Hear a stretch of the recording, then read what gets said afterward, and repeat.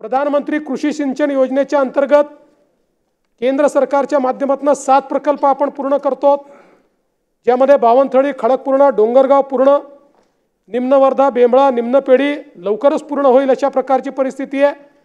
Borwa barrage Mangrulpir 162 कोटी रुपये, घोटा शिवणी बॅरेज मंगरुळपीर 234 कोटी रुपये आणि जवळपास गोसी खुर्दसाठी 15,000 कोटी रुपये आपण त्या ठिकाणी दिले।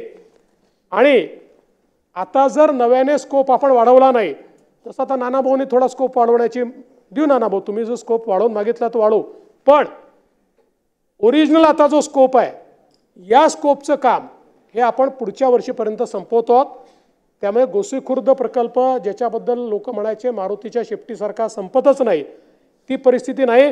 केंद्र सरकारने आणि राज्य सरकारने मोठ्या प्रमाणात गुंतवणूक केल्यामुळे जो काही आजचा आराखडा आहे तो आपण पूर्ण करणार आहोत। आता ज्या ॲडिशनल मागण्या येत आहेत, तुमच्याकडनं मागणी आली आहे, काही गडचिरोली जिल्ह्यातनं काही मागण्या आलेल्या आहेत, हा ॲडिशनल स्कोप त्याच्यात तयार होईल। आपल्याकडे पाणी आहे, त्याच्यामुळे त्याची अडचण नाही आहे, त्यामुळे तो एक ॲडिशनल स्कोप करून तेही काम आपण निश्चितपणे त्या ठिकाणी पूर्ण करणार आहोत।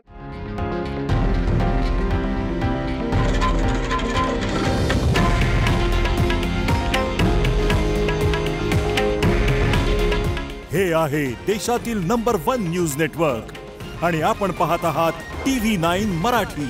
काळजी तुमची, हित महाराष्ट्राचं।